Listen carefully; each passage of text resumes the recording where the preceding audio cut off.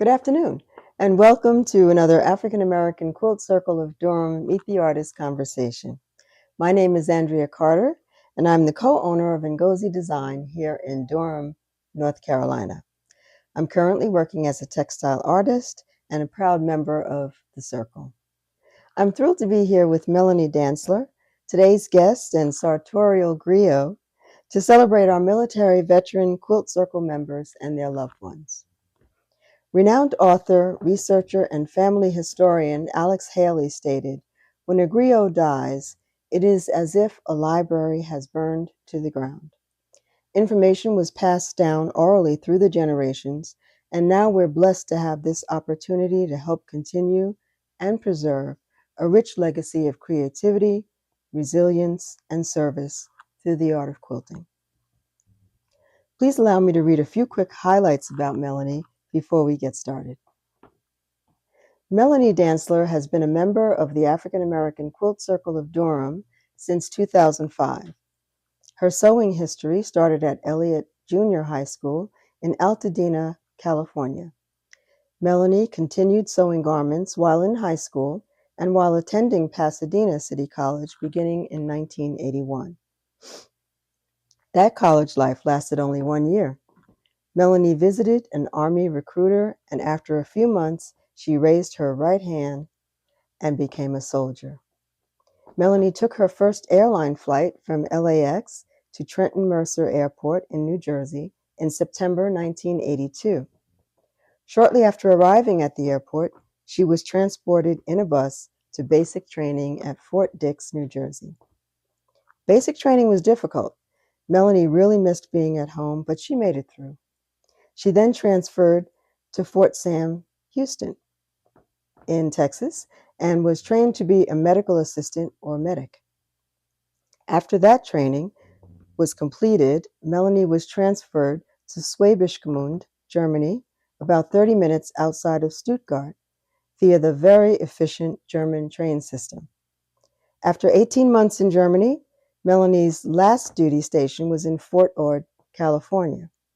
In 1985, after 3 years in the military, Melanie was honorably discharged. Melanie stayed in California for about 3 months. She then left the West Coast and headed to a university in Southern Illinois called SIU, Carbondale.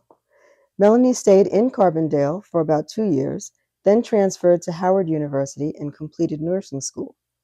After nursing school, Melanie moved to Durham, North Carolina. Melanie's daughter, Maya, was born in Chapel Hill in 1994 and raised in Durham, North Carolina. Melanie worked at UNC Chapel Hill Hospital and the VA Medical Center in Durham, North Carolina. She wanted to work with the best human beings on the face of the earth. Melanie retired after 30 years of service with the VA Medical Center. The veterans that she worked with were the real heroes, and it was her honor to work with them. Melanie, we certainly thank you for your service to our country. Okay, I had a good time. To our community as well. Please don't kill me for asking too many questions. We want to try to make it sound like a conversation instead of an interrogation, but we're excited to hear your story. Okay. So how did you start quilting? I started quilting while I was matriculating through Howard University. I wanted my own covers for my bed at that time. I never stayed in the dorms. I always had an apartment while I was in Washington. And so I made a quilt, which was a flat sheet, some batting in the middle, and a pretty fabric that I put on the top. And then I binded the borders around the edges of the quilt, and that was my first quilt. Of course, to keep it together, I used string ties. You know, I started sewing when I was younger. And then when I moved to Durham, there was an NPR program, and it focused on some ladies at the Hayti Heritage Center. And it was talking, because I like radio a lot, so especially talk radio. It was talking about some ladies at the Hayti, and they had dolls that they were showing each other Mhm. and quilts that they were showing each other. And I was just, and they were African American ladies. And I'm like, oh my goodness. I said, I really want to be with them. So I called the Hay Tie, and I was told to contact a lady named Candace Thomas. And so I contacted her, and it was off from then. It was um, at that time, what I had to show was a quilt, an old tattered quilt from 1904 that belonged to my maternal uh, great grandmother. She had got it as a child, and then my mother had used it to. She had washed it too many times. Not something that old you shouldn't wash. But she gave it to me. So I really need to fix it up. I have it in a closet. I should have brought it out, but that is one. The encouragement of people before me getting that quilt, and me hearing about AAQC on the radio is what encouraged me to really quilt, because I did my piece that I had done before while I was at Howard was a whole piece, a whole cloth. Oh, okay. And so while I was at AAQC, they taught me about, cutting fabric into all these pieces and then stitching them back Piecing it together. back together. It's so important, I think, for our community to understand a whole person, and I can only imagine that being in the military, is part of what made you who you are today. I think so. So absolutely wonderful spirit and beautiful work. Okay, thank you. And so we're not going to let the military take all the credit. No, I mean, no. It was part of my life, and now sometimes it seems like a different lifetime. Yeah, because it was so long ago, back in the 80s. I was remembering back then, and I was like, I had a good time in Germany. I went places. I got on the train by myself. I went on tours. Amsterdam, England, by myself with tour groups. So I had a good time. And I'm glad I did, but I'm sad that other people did not, and other people dealt with, females dealt with people taking advantage of them and things like that. I mean, it could have happened. I mean, it kind of happened to me also, but I told the sergeant in charge, and he kind of put an end to it. So some people didn't have anybody to back them up like that. Yeah. I did. So I was grateful for that. I did deal with racism in the military also. So it's there. Unfortunately, you deal with people, and it's not from the women. It was more so from the men. People who are not from where you're from, and they don't understand you, or they don't understand pride that Black people have, because we have a lot of pride. We're not, and we're not kowtowing to anybody. Beautiful. So this is my father's ties. My father went to a church, White Rock Baptist Church, and he always wore a tie. And he also attended North Carolina Central, and he was close to 70 to get another sociology degree. And he always wore a tie when he went to school. And then he also taught at Durham Tech, electronics he taught. And whenever he taught at school, he always wore a tie also. So these are part of his ties. Now, when I first started sewing them together, it smelled like his cologne, but that smell has since faded. So I call this one Tied to My Heart. So I could say this is my favorite. Have you used quilting as a way to process or express your service experience? Not really. I had a very positive experience while I was in the service. I was just in training, and there was no conflicts that I saw or was a part of. So I had I had fun while I was in the military. I traveled while I was over in Germany to other countries, and even when I was stationed in Fort Ord, California, I traveled all over the place when I had a chance to. So I don't consider quilting to be an outlet or a way of processing it, because I did not have a negative experience in the military.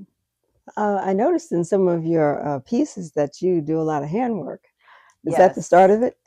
I um I do love handwork, and I think I really was starting to do handwork before I actually really Mm, started quilting. So yeah, I do like handwork. yeah, sure, that comes in handy now. Yeah, definitely. It's like a new thing that people have rediscovered. That's kind of popular these Yeah. days.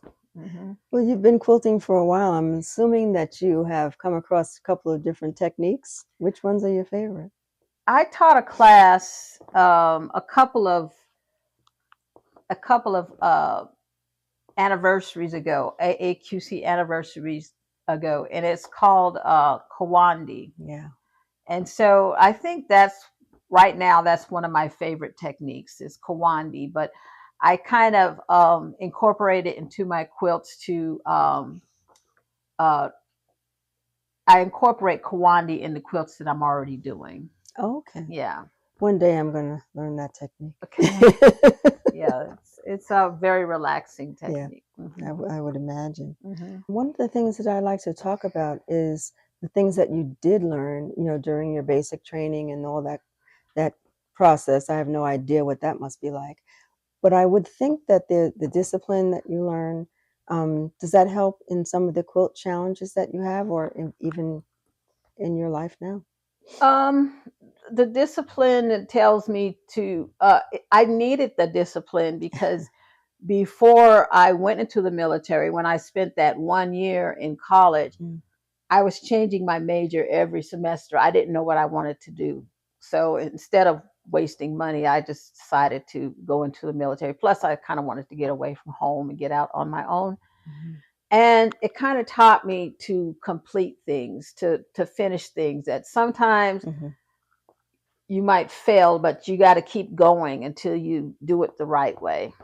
I So, think that's some of the best advice that I've ever gotten. And mhm, it seems to be a thread, no pun intended, that runs through not just military vets, but a mhm, lot of us that mhm. just finish it, regardless of how we think it's going, to Yeah, finish and it. it's not always going to be Yeah, perfect, but to me, the only perfect thing is God. So it there you go. it's going to, but when you're looking at it, from whatever distance or perspective, it's going to look good. Hmm. Absolutely. Hmm. Yeah, someone had a talk yesterday at one of our meetings, and she was like, "Oh, it's ugly, it's ugly," and it's like, "There's nothing ugly." Yeah, I think she was scolded and told never to call Yes, your stuff ugly ugly ever again. ever again. Someone's gonna love it. You just got to Yeah, meet your right person. absolutely. Let's see.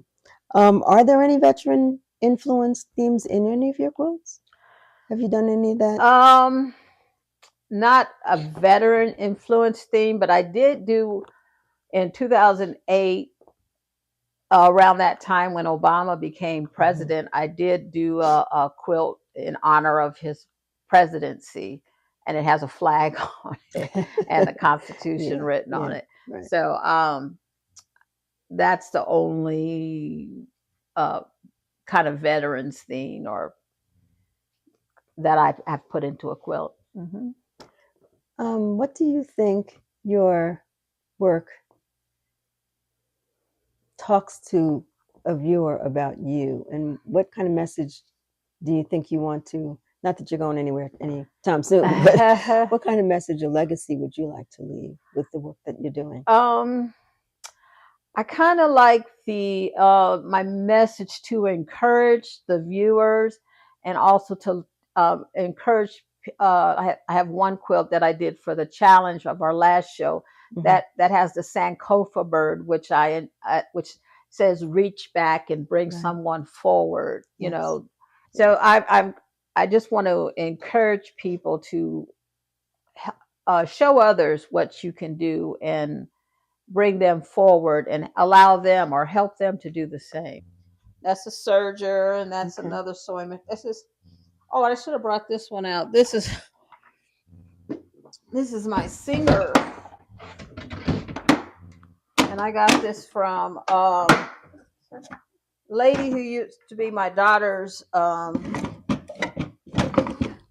She used to be my daughter's Girl Scout teacher. Because my daughter was in Girl Scout for almost 12 years. I still need to learn how to use it. But the light and everything works. I had it plugged in. Yeah. So once you get it, it's really easy and powerful. It's important to show folks what has gone on in the past, as well as to talk about it, because we're visual people. And sometimes we don't want to read as much as we should, but visions that draws people in.